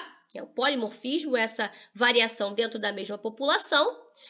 E dentro do processo evolutivo, isso traz, né, o quê? A variação também entre espécies diferentes, né? E o surgimento de novas espécies e novos grupos, né? Até se chegar aí, né, às espécies mais recentemente, que surgiram mais recentemente, as que surgiram mais anteriormente, as que se perderam no meio do caminho, tá? E isso traz, né, o processo evolutivo, traz a história da nossa evolução, tendo como fonte a mutação, tá? A variação do DNA. E é importante a gente lembrar que qualquer mutação que aconteça no DNA, por exemplo, de uma bactéria, que é uma célula unicelular, né? Que é um organismo unicelular, simples, que quando você tem uma mutação que aconteça, vamos dizer assim, uma modificação lá da sequência do DNA daquela bactéria, quando ela for se dividir, ela vai passar essa mutação, porque a gente sabe, já falamos sobre replicação do DNA, né? Para se dividir, ela faz uma cópia do DNA dela e doa isso para as células filha. Então, ela vai passar essa mutação para frente, né? Sempre. Mas em organismos mais complexos, como nós, por exemplo, né? E eu sempre trago para nós, porque vocês são da área de saúde, como os seres humanos e demais organismos que são multicelulares, nós vamos ter células que são responsáveis pela reprodução, que são responsáveis por justamente essa questão da hereditariedade, que a gente tanto fala, que carregam o DNA que vai ser passado para a próxima geração. São as células chamadas de células germinativas, os nossos gametas, né, espermatozoides, óvulos, né, no nosso caso, tudo mais. Então, mutações que ocorram nessas células germinativas, da mesma maneira, a gente vai, como a bactéria vai passar para suas células filha, nós vamos estar passando mutações que ocorram nessas células germinativas para as próximas gerações. Elas vão ser herdáveis, tá? Podem ser herdadas. Mas mutações que aconteçam não nessas células germinativas nossas, não nos nossos gametas, mutações que não atinjam os gametas, mas que ocorram ao longo da nossa vida, nas demais células do nosso corpo, que a gente não passa para a nossa prole, células essas chamadas de somáticas, né? Quer dizer que então, bom, não vai passar para a próxima geração, então não vai fazer diferença nenhuma essa mutação. Bom, essa mutação vai gerar consequências ou nenhuma consequência. A gente vai ver que existem mutações que não geram nenhum tipo de alteração ao final da cadeia da via da informação genética, mas essas mutações podem gerar, sim, consequências para o próprio indivíduo. Ele não vai passar para a prole, mas eu posso ter uma mutação que cause uma consequência para mim, que pode ser uma consequência boa, uma variação, uma característica que vai me trazer uma adaptação melhor lá na seleção natural, então só relembrando um pouco disso. Mas pode ser uma mutação que me traga uma variação prejudicial para esse indivíduo, para mim, né? Como, por exemplo, potenciais cânceres, tá? Então, relembrar isso. Nós vamos passar mutações que estiver para a nossa próxima prole, né? Que estiverem nas células germinativas, tá? Além disso, é bom lembrar, bom, a mutação é maravilhosa, trouxe tudo que a gente tem hoje de seres vivos, mas é essencial que ela ocorra em uma taxa baixa, né? E tolerável. Porque se a mutação acontecesse o tempo inteiro no DNA, a gente teria uma informação genética muito instável. E aí imagina a mutação acontecendo o tempo todo, e aí a possibilidade de você manter a vida daquela célula seria mínima, né? Uma célula que vai ter mutação com uma frequência muito mais alta, a possibilidade dela aparecer uma mutação que seja prejudicial vai ser muito grande, e essa célula ou vai morrer, ou vai gerar muitos tumores, né? Ou o que vai acontecer com esse ser vivo, né? Então, para a manutenção da vida ao longo do nosso processo evolutivo, então pensa nisso, lá atrás, né, a gente já começou a ter mutações, mas essa mutação não podia ser muito para se manter a vida, ela precisou ser numa taxa baixa e tolerável, tá? Como é que a célula consegue manter as mutações em uma taxa baixa e tolerável? Usando diversos mecanismos, tá? Mecanismos que possam manter essas taxas de mutação baixas. E a gente vai entender, vai falar sobre eles, não vai falar nessa aula, porque não vai dar tempo, a gente vai falar na aula que vem, que são os sistemas de reparo do DNA, tá? Se a gente conseguir falar um pouquinho deles, a gente não vai falar hoje. Beleza. Então, agora vamos falar um pouquinho de mutação primeiro. Bom, a mutação, né, quando a gente fala que a gente gerou um mutante, né, primeiro a gente tem que pensar na amplitude dessa mutação, dessa alteração, né? Mutação é uma alteração lá no DNA. Essa alteração ela pode ser em larga escala ou ela pode ser em pequena escala, tá? Se ela vai ser drástica ou não, vai sempre depender. Pode ser que uma alteração muito pontual e pequena seja muito drástica, tá? Mas em relação à escala, né? O tamanho dessa alteração é uma base só que eu mudei ou é um cromossomo inteiro? Você imagina, né? Então, a gente classifica a mutação também pela amplitude com que ela ocorre. As mutações chamadas de cromossômicas, elas são alterações que ocorrem em larga escala, tá? E a gente vai falar delas no próximo módulo da disciplina, no módulo de genética clássica, tá? Para esse módulo de cá, no módulo molecular, a gente vai falar mais das mutações de ponto, que aí são as mutações que ocorrem em uma escala menor, tá? São mutações o quê? Alterações de um par de base ou de alguns pares de base ali próximos adjacentes, tá? Ou um pequeno número de bases adjacentes. Essas são as que a gente chama de mutações de ponto, tá?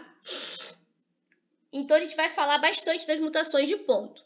E dentre as mutações de ponto, nós temos 3 tipos, tá? Nós temos as substituições, as inserções e deleções, tá? A gente vai começar falando sobre as substituições.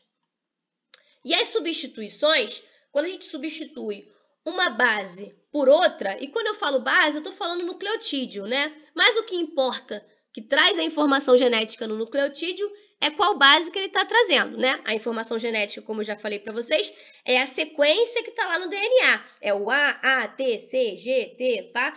E se dentro daquela minha sequência, que originalmente era eu pegar uma base A, né? Um nucleotídeo que tinha uma base A, e trocar por um nucleotídeo que tem uma base G, eu fiz uma mutação. Se eu trocar pelo nucleotídeo que tem também uma base A, por um outro, mas que traz a mesma base, bom, não é uma mutação, tá? Vai ser uma mutação quando eu troco uma base por outra base. Então, substituição de bases, né, é um tipo de mutação de ponto. E essa substituição de uma base por outra, bom, relembrando que as nossas bases nitrogenadas, né, o nosso A, T, C e G, né, tem aí classificações, né? A gente tem 2 tipos diferentes de bases, que a gente falou nas outras aulas. A gente falou que a gente tem a adenina e a guanina, o A e G, são purinas, né? Tem esses 2 anéis aqui. Claro que vocês não precisam saber a fórmula molecular aí das adeninas e guaninas, mas só lembrar que elas têm 2 anéis e tal, são diferentes, são as purinas, A e G, isso vocês precisam saber. E as pirimidinas são as demais bases. Citosina e timina são pirimidinas e a uracila também é pirimidina, tá? Também apresenta um anel só, é aquela que está presente lá no RNA no lugar das timinas, tá? Então, quando eu tenho a substituição de uma base por outra da mesma categoria química, ou seja, se eu substituo uma purina por outra purina, ou uma pirimidina por outra pirimidina, eu chamo de transição, tá? Só transitou, mas não saiu daquele grupo químico. E aí, quando eu altero a categoria química, ou seja, eu altero uma purina por uma pirimidina, ou uma pirimidina por uma purina, aí eu tenho o que a gente chama de transversão. Aí alterou a versão, alterou a categoria química, tá? Isso aí, simples, normal, vocês precisam saber. Agora vamos falar em que região vai acontecer a mutação. Essas de ponto, né? Porque a gente viu que o nosso genoma é gigantesco, tem regiões, tem genes no nosso genoma, né? Mas os genes correspondem até um percentual pequeno do nosso genoma e tem diversas regiões, né? Com funções diferentes. Onde vai acontecer essa mutação? E aí a gente vai ver qual o efeito que vai ter essa mutação, tá?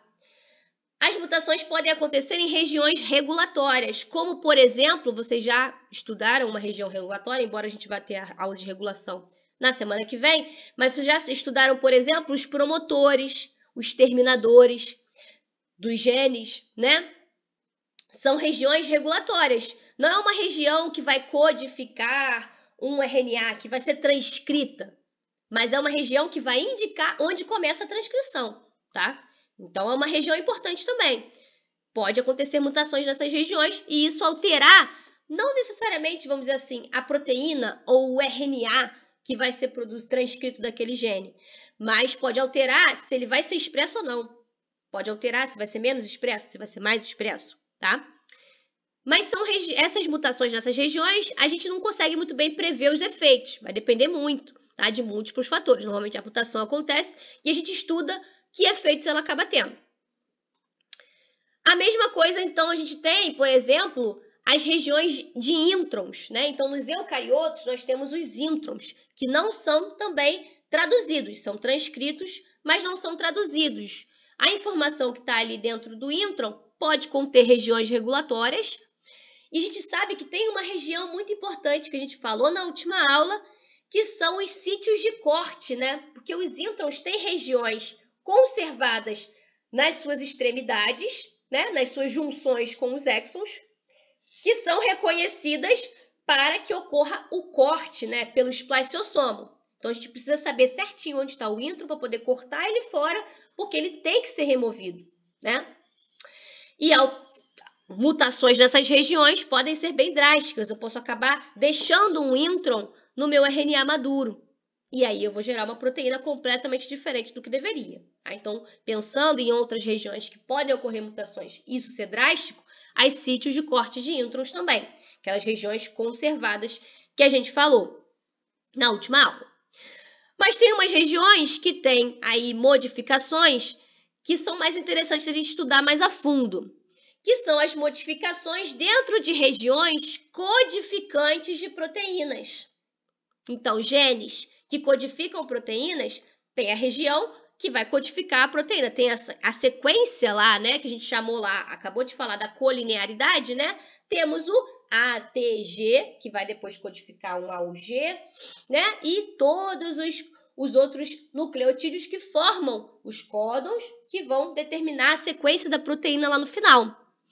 Essas mutações que acontecem nessas regiões codificantes de proteínas, a gente chama de mutações gênicas, tá? Embora nem todo gene gere uma proteína, mas a gente tem o costume de chamar assim, tá? E é interessante as mutações dessas regiões, por quê? Porque a gente consegue prever o efeito. Porque se eu sei pelo código genético, né, eu sei cada códonzinho, né, qual que vai determinar, qual aminoácido vai ser determinado, se eu faço uma alteração nessa sequência, eu consigo prever como é que vai ficar a proteína no final. E isso é bem interessante. Então, vamos estudar mais a fundo as mutações gênicas, tá? Vamos lá. Dentre as mutações gênicas, nós temos aí alguns tipos. Né? Nós temos as substituições que acontecem nessas regiões codificantes. Então, lembrando, né, desde o início, a gente falou das mutações de ponto. Tem como substituir, transversão ou transversão ou transição, tá? Que aí seria o quê? Pegar uma base e colocar uma outra no lugar. Ou tirar duas bases e colocar duas no lugar diferente, tá? E temos as inserções e deleções. Vamos falar primeiro das substituições nessas regiões que são codificantes, tá? Então, nós temos aí 3 tipos de mutação em regiões codificantes. Nós temos as mutações sinônimas, ou também chamadas de silenciosas, tá? Essas mutações, o que acontece nessas mutações? Aconteceu uma alteração de uma base para outra, em que você vai alterar o códon lá no final. Lembra? A gente está falando que a gente está fazendo uma mutação em uma região codificante. Então, eu tenho códons ali colocados. Então, eu vou alterar o meu códon no final, tá? Então, se eu faço uma alteração lá no DNA que altera o meu códon no final, e aí, por exemplo, eu tenho um códon que seria UGU, mas por conta da mutação lá no DNA, eu fiquei com um códon UGC, então eu troquei esse U por esse C, tá? Isso vai fazer com que eu chegue um códon, UGU, que codifica para cisteína, e gere no lugar dele um códon UGC, que codifica, vamos ver o efeito, codifica para cisteína também. Isso aqui eu peguei do código genético, tá, pessoal? Só botei um cortezinho para a gente ver mais fácil. Codifica uma cisteína também. Por quê? Porque o código genético é redundante. Então, muitas vezes, mutações sinônimas vão acontecer. Só são possíveis porque mais de um códon codifica para o mesmo aminoácido. E é justamente essa a descrição desse tipo de mutação. É quando a gente tem uma mutação sinônima, um códon vai ser modificado por outro códon que codifica para o mesmo aminoácido. Se ele codifica para o mesmo aminoácido, eu tenho uma mutação de fato aconteceu, mas eu não vou alterar a sequência da proteína no final. Não vou alterar, porque no lugar de uma cisteína, eu vou ter uma cisteína de qualquer forma, tá? Então, vejam aí, correlacionem mutações sinônimas com a degeneração do código genético, com a redundância do código genético, né? Elas só são possíveis por conta do código genético. E isso é positivo? É positivo, porque é uma forma, né, de você ter alguma mutação, mas você não ter uma modificação do produto final, tá? Uma alteração fenotípica resultante dessa mutação. Uma forma da célula também se proteger. E a gente tem as mutações que, por outro lado, né, a gente pode alterar um códon por outro, mas que codifique um aminoácido diferente. E aí a gente vai chamar essas mutações de sentido trocado, tá? E que é esse exemplo aqui. O nosso UGU original, nesse caso aqui, foi alterado para um UGG. E aí, quando eu altero o meu UGU, que codificava uma cisteína, eu tenho no lugar um UGG, que codifica um triptofano. Triptofano é um outro aminoácido. Então, vai ser uma mutação de sentido trocado, um códon modificado por outro, que codifica um aminoácido diferente. Dentro da de sentido trocado, eu tenho ainda a possibilidade de conservar o grupo químico daquele aminoácido. Então, relembrando lá no início da aula de tradução, a gente mostrou que os aminoácidos, são agrupados de acordo com a sua cadeia lateral. Então, eu tenho aminoácidos polares, apolares, ácidos e básicos, Então, eu posso estar alterando uma arginina por uma lisina, mesmo grupo químico, tá? Então, eu estou com uma mutação de sentido trocado que é conservativa. Eu conservei o grupo químico. Pode ser que essa alteração não seja tão drástica assim, porque tem uma cadeia lateral que é um pouco parecida. Pode ser que ela consiga desempenhar a função, que aquele outro aminoácido mantinha. Pode ser que não, tá? E a gente pode alterar por um grupo químico diferente. Normalmente vai ser uma alteração mais complicada. Se esse aminoácido tem a sua cadeia lateral muito importante lá para a função da proteína, pode ser que realmente alterando para uma outra cadeia lateral diferente, difícil dela manter a função, tá? Então, nesse caso aqui, diferente das mutações sinônimas, vamos ter alterações na sequência da proteína. Que alteração vai ser essa? Vai ser uma alteração leve? Vai ser muito drástico? Vai perder a função? Vai depender de que aminoácido é esse. Qual é a função dele dentro da estrutura daquela proteína? Às vezes é um aminoácido que é importante para manter uma estrutura, às vezes é um aminoácido importante para uma catálise, se for uma enzima, tá? E por aí vai. E por fim, a gente tem as mutações sem sentido, tá? Então falamos sinônimas, igual, manteve, mesmo aminoácido. Sentido trocado, troquei o sentido. Sem sentido, ou no inglês missense, é quando eu perco o sentido. Como assim perder o sentido? Na verdade, é quando eu perco ali, a gente determina ali o final daquela cadeia polipeptídica. Eu vou alterar, então, de um códon que codificava para um determinado aminoácido e passo a codificar, ter um códon que não vai codificar para nenhum aminoácido. Eu vou ter um stop códon. É uma mutação sem sentido, tá? Nesse caso aqui, o nosso UGU original, se fosse alterado para um UGA, eu teria, um lugar que eu teria uma cisteína naquela proteína, na sequência dela, eu vou ter um stop códon, um UGA. O que o stop códon faz? Lembra aqui agora da tradução. Determina o fator de liberação, vai entrar lá no ribossomo e a cadeia polipeptídica vai ser liberada. Não tem como fazer a leitura a partir daquele ponto ali. Eu vou ter os meus outros códons lá no RNA mensageiro que estavam prontinhos para serem traduzidos e eles não vão ser traduzidos. Parou a cadeia ali, tá? Então, a gente determina um término precoce da sequência da proteína. E isso, geralmente, é bem drástico. No geral, depende de em que ponto, vamos dizer assim. Se for mais para o final, se essa mutação for mais no final lá da sequência da proteína, já pertinho de onde ela terminaria mesmo, e aqueles aminoácidos finais não são tão importantes assim, talvez não seja drástico, talvez a proteína mantenha a sua função, mesmo com essa mutação sem sentido, ali no final. Mas se ela é no meio da proteína, se ela for no início da proteína, eu não vou conseguir manter a função daquela proteína se eu tenho uma mutação sem sentido, lá no início, no meio da proteína, tá? Beleza? Ok. Essas são as do tipo substituições, quando a gente substitui, uma base por outra, ó. Substituir um U por um C, um U por um G, um U por um A. E dependendo, do que acontece de acordo com o código genético, eu tenho substituição sinônima, de sentido trocado e sem sentido.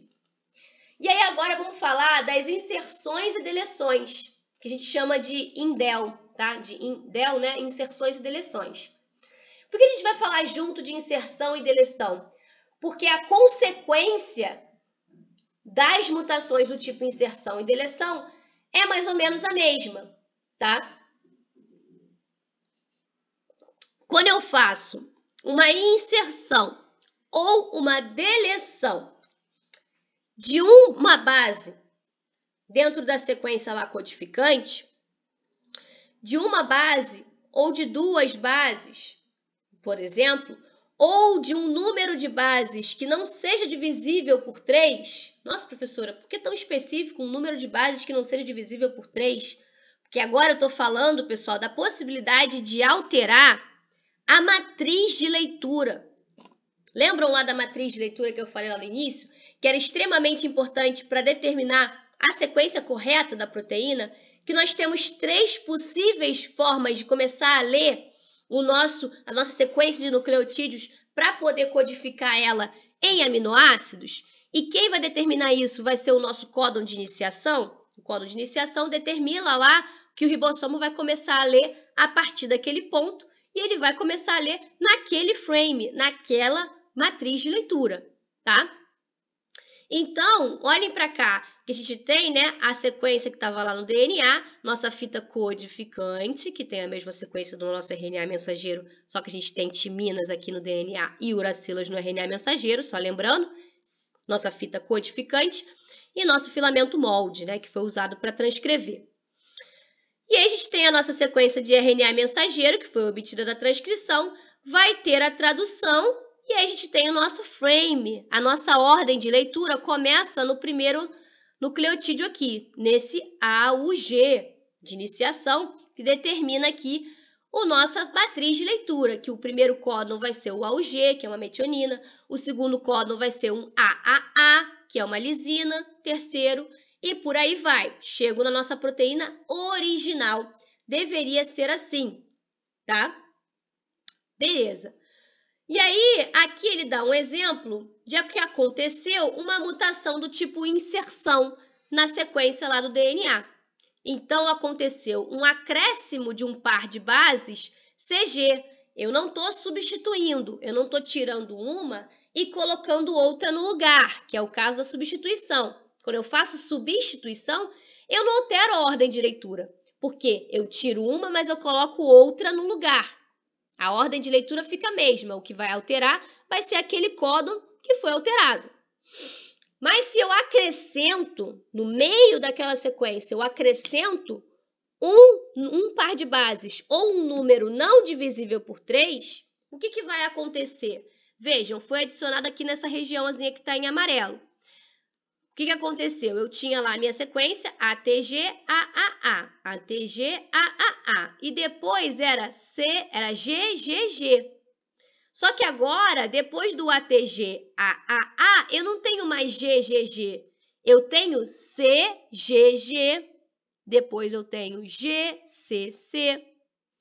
Eu alterei o nosso frame. Vejam aqui agora o RNA mensageiro, né? Foi obtido a partir desse acréscimo aqui, a gente tem um C a mais no nosso RNA mensageiro. Então, a mesma coisa, vai começar a ler a partir do códon de início, o AUG, que vai codificar uma metionina. O segundo códon vai ser um AA, a mutação ainda não chegou aqui, vai ser uma lisina, tá igual.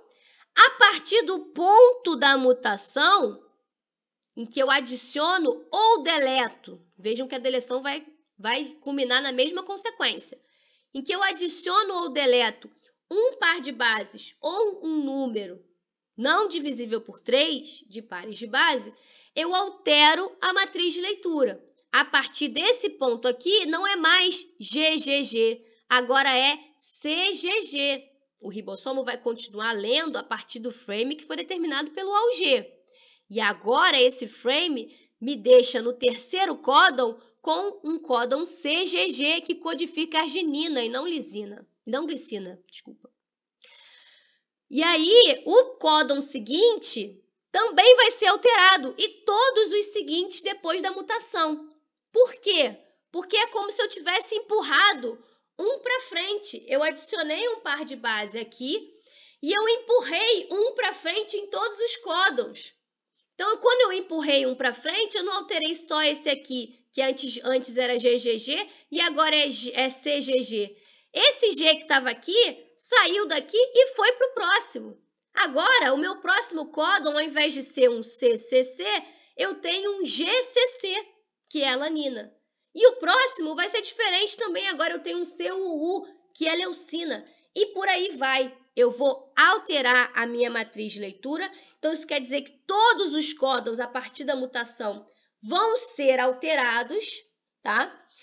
E isso vai causar uma mudança drástica, tá? Na sequência da proteína a partir do ponto da mutação.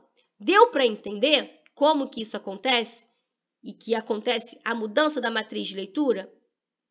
Se eu tivesse acrescentado 2 pares de base ao invés de 1, eu também alteraria, tá? 2 pares de base adjacentes aqui, um do ladinho do outro, eu estaria empurrando 2 para frente. Então, alteraria também a matriz de leitura.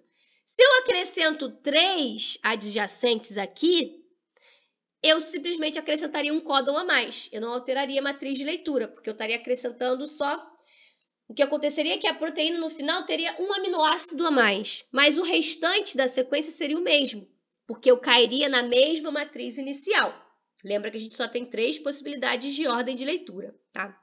Então, por isso que é um número de bases não divisível por 3, inserção ou deleção de um número de bases não divisível por 3, é que vai alterar aí a matriz de leitura. A deleção também, porque se ao invés de eu adicionar um par de bases aqui como está aqui, se ao invés disso, nessa região aqui, eu tivesse deletado esse GC, esse par GC, ao invés de empurrar para frente, eu estaria puxando para trás. E aí, o meu próximo códon também não seria, né, exatamente o mesmo. Eu teria um GGC, depois um CCT e por aí vai. Eu também alteraria da mesma forma como está aqui. Deu para entender, pessoal? Posso passar? Beleza. Vamos lá. Agora vamos falar um pouquinho do que origina uma mutação.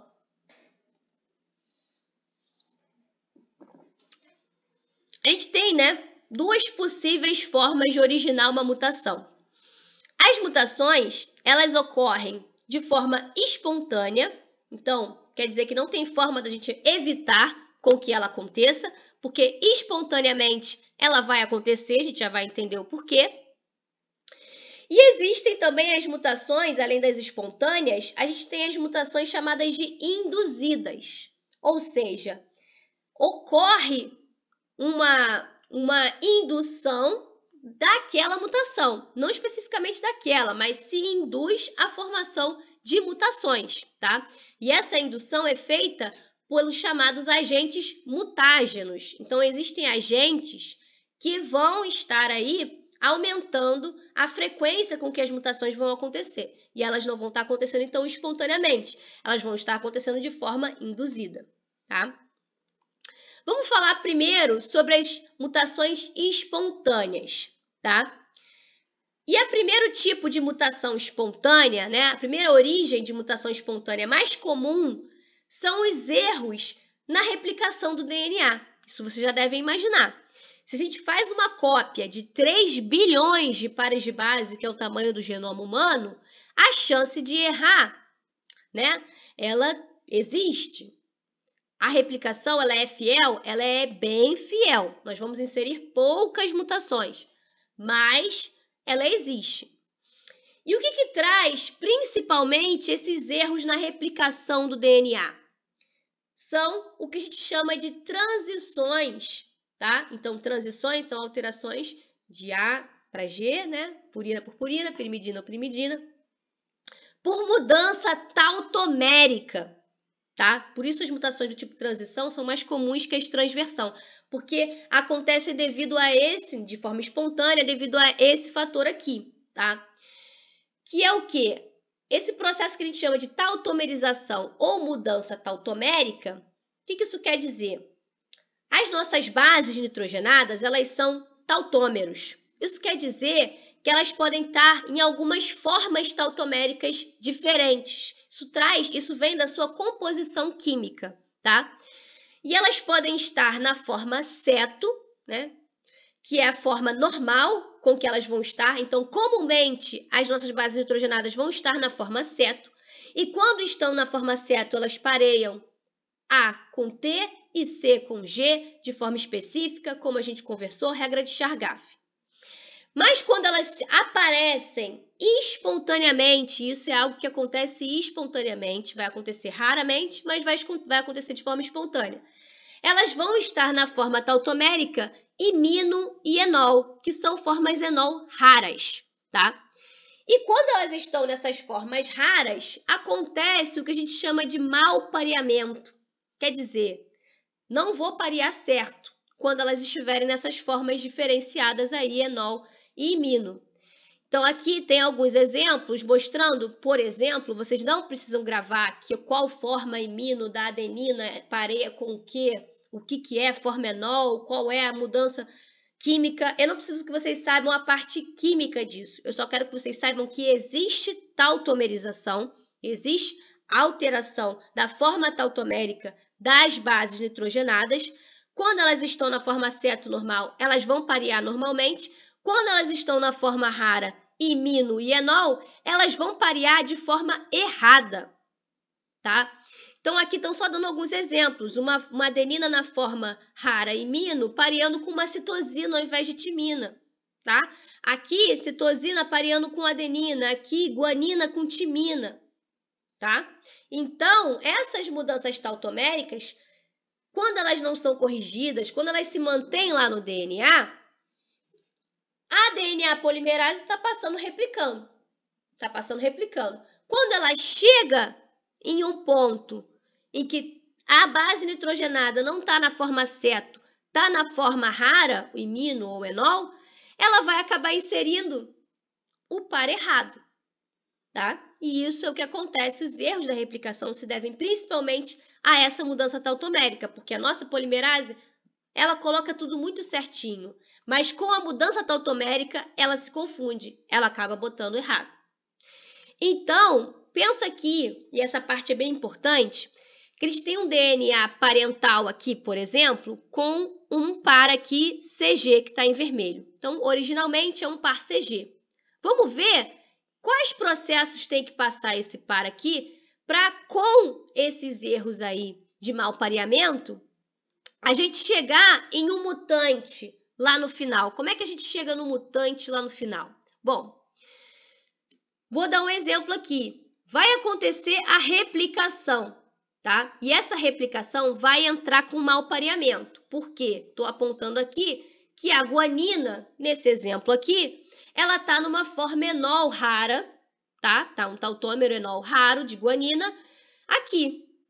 E aí, quando a DNA polimerase veio fazer a replicação, aqui a forquilha, ela está replicando essa, né? Sintetizando essa fita e essa outra fita aqui. E aí, desse lado de cá, deu tudo certo. A citosina era normal, estava na forma ceto, ela botou uma guanina. Desse lado de cá, a guanina estava nessa forma enol rara, e aí ela adicionou uma timina, ao invés de adicionar uma citosina, tá? E aí, o que aconteceu? Essa célula se replicou e formou aí 2 cópias do DNA, sendo que uma delas está normal e a outra está com um mau pareamento. Quando eu falar mau pareamento, é o quê? Algum pareamento que não seja A com T e C com G. Então, aqui eu tenho G pareando com T. Isso é um mau pareamento, que foi feito, ocasionado pelas tautomerizações que acontecem espontaneamente no DNA.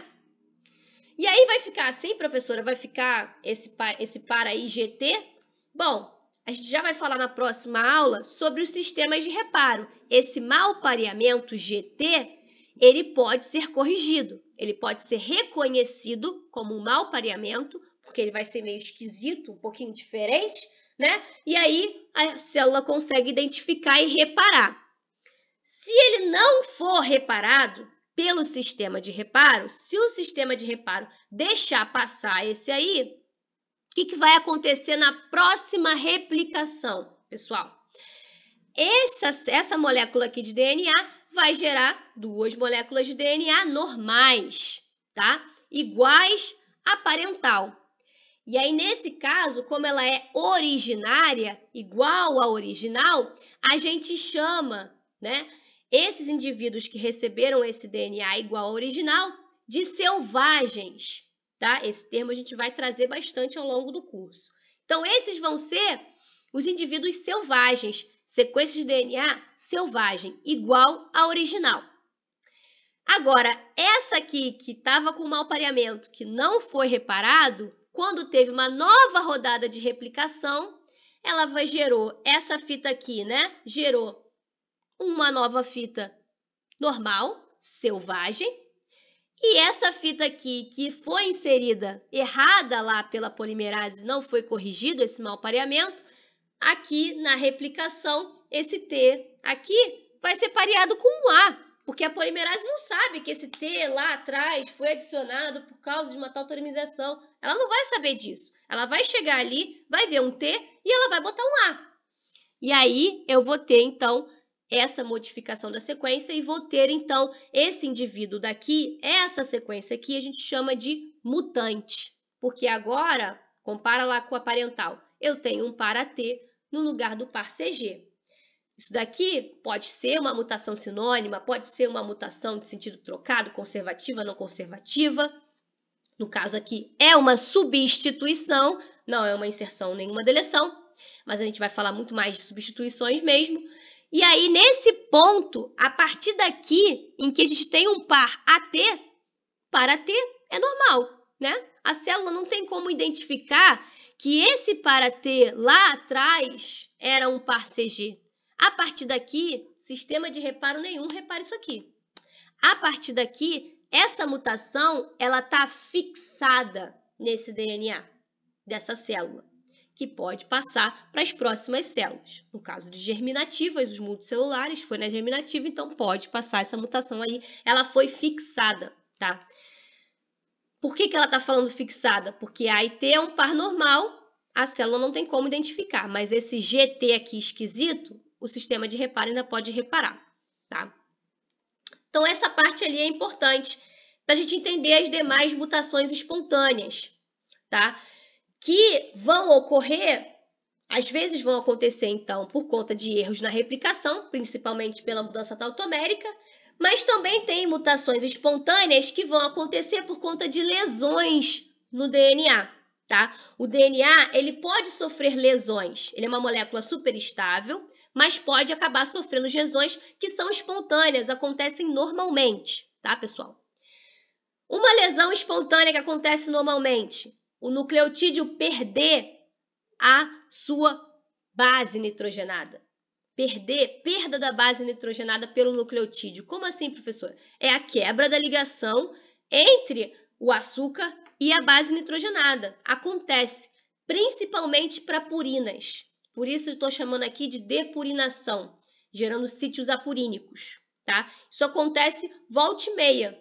Então, imagina lá na replicação. Se isso não for reparado pelo sistema de reparo, que também pode reparar o fato de você não ter uma base nitrogenada ali no DNA, também é fácil de você reconhecer. Se não for reconhecido e eu for replicar aqui, na hora de replicar, se a DNA polimerase não vê nenhuma base, ela vai adicionar qualquer base, porque qualquer base vai encaixar ali. Então, ela pode acabar inserindo uma base errada e numa próxima rodada de mutação, de replicação, você fixar uma mutação, tá? A gente tem também a desaminação, a perda, né? A gente tem a perda da base nitrogenada inteira, ou a base nitrogenada pode perder um grupamento dela, né? A base nitrogenada lá, por exemplo, aqui a citosina e a citosina metilada, professora, relembra aí, né, a aula que a gente vai falar sobre as citosinas metiladas. A gente ainda não falou, a gente vai falar... Não, a gente falou sim sobre condensação da cromatina, né, e código de estonas. A gente falou sobre a metilação do DNA, né? A metilação do DNA é uma forma que o DNA tem de sinalizar regiões que vão ser condensadas. Então, existem bases nitrogenadas que vão estar metiladas. A citosina é uma delas. Então, ela pode estar normal lá ou ela pode estar metilada. E a desaminação é um processo espontâneo, uma lesão espontânea que acontece no DNA, que é o quê? A perda da amina. A desaminação é a perda da amina, tá? Então, esse grupamento amina da citosina pode ser perdido. E se for perdido, essa citosina, ela passa a ser uma uracila, tá? É um tipo de transição, citosina para uracila. E aí vai ficar uracila no DNA, professora? Vai ficar uracila lá no DNA.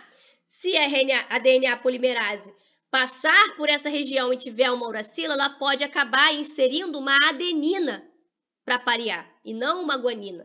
Um mau pareamento aí que pode ser corrigido, tá? Mas, na verdade, esse mau pareamento vai acabar inserindo uma adenina e aí isso vai alterar o par. Se isso não for corrigido, a uracila não for reconhecida também pelo sistema de reparo, então, se passar a próxima rodada de replicação, vai fixar uma mutação. A amina também pode ser perdida quando a gente tem a citosina metilada. E aí, quando a gente tem a nossa citosina, a citosina está aqui, quando ela é metilada, e a metilação tem a ver lá com a condensação da cromatina, aqui a gente tem uma 5-metilcitosina, que é justamente a citosina metilada. Quando ela perde essa amina e ela está nessa situação de estar com a metilação, ela não vira mais uma uracila, ela vira uma timina. O que é pior ainda, porque para reconhecer uma timina que foi originada por conta de uma lesão, né? Só no momento em que essa timina, ela vai estar ali, ela foi originada por conta de uma citosina metilada. Do outro lado, eu tenho uma guanina que estava pareando com a citosina. Eu vou ter um mau par, né? Um mau pareamento. Se o sistema de reparo não corrigir, vai acontecer a mesma coisa que aconteceu aqui, tá? Eu vou ter, então, um AT no lugar, né, de um par CG, tá? Uma mutação. E a gente tem também a possibilidade de danos por espécies reativas de oxigênio, tá? Espécies reativas de oxigênio é o que a gente chama de radicais livres, né? A gente fala disso o tempo todo. E isso é uma coisa natural, pessoal. Radical livre é algo natural das células que são aeróbicas, células que utilizam oxigênio. Então, vocês vão estudar metabolismo, vão estudar bioquímica, vão verificar que por conta da gente utilizar o oxigênio como aceptora final de elétrons lá na cadeia respiratória, faz com que a gente gere espécies reativas de oxigênio, esses radicais livres, tá? Superóxido, peróxido, radicais hidroxila, que oxidam proteínas, oxidam diversas moléculas, inclusive o DNA. E essa oxidação do DNA vai alterar as bases nitrogenadas. Então, vejam aqui uma timina com uns radicais aqui hidroxila oxidada. Uma guanina que foi também oxidada, tá? Esses são só exemplos, vocês não precisam gravar especificamente. Mas essas oxidações vão gerar aí, pode gerar um tipo de transversão, um mau pareamento que gere uma transversão, nesse caso aqui. Aqui a gente tem um exemplo, né, de uma base nitrogenada que vai estar lesionada, vai estar oxidada, que vai gerar bloqueios de replicação. Foco nisso aqui, que a gente vai falar bastante na próxima aula, dos bloqueios de replicação que podem ser gerados por lesões no DNA.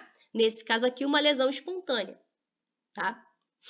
Bom, então essas são as lesões que podem acontecer no DNA, tá? Que vão acontecer normalmente e que podem, vejam que todas elas podem trazer mau pareamento e mau pareamento pode fixar a mutação, tá? Tautomerização também vai trazer mau pareamento e pode gerar aí uma mutação, fixar aí uma mutação, tá? Bom, pessoal, vou parar por aqui, que a gente já chegou ao final, e a gente vai falar, a partir de semana que vem, das mutações induzidas, tá? Dos agentes indutores de mutação, né? Nos nossos mutágenos, tá? E alguns eu tenho certeza que vocês conhecem, outros não. E a gente vai falar dessas mutações induzidas.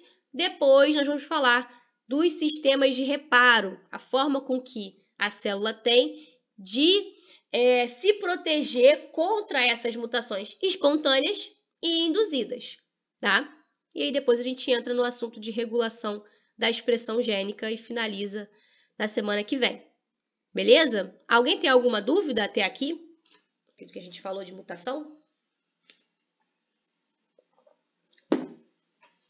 Deu para entender os processos que acontecem? O que o mau pareamento gera, fixa uma mutação? Tem alguém ainda assistindo? Sim. A gente sempre fica na dúvida, vocês abrem a câmera, vocês têm essa coisa. Foi muita informação. É assim mesmo, não tem jeito. A gente tem pouco tempo para falar muita coisa. Eu tento filtrar ao máximo, mas vão pegando aos pouquinhos, tá? Vão tentando fazer o ED, né? Que tem questões de mutação. Então, agora com o conteúdo que eu já dei, já vai dar para fazer algumas questões, tá? Que estão lá. E a gente finaliza da semana que vem, tá? Qualquer dúvida que surja depois, que vocês queiram, qualquer dúvida eu pergunto na próxima aula, ok? Ok, Júlia, perfeito. Pode ser na próxima aula, pode mandar por e-mail, pode mandar lá no Ava ou no Classroom, que eu também vejo e tento responder, tá? Então, beleza, pessoal. Finalizamos a aula de hoje, nos vemos na semana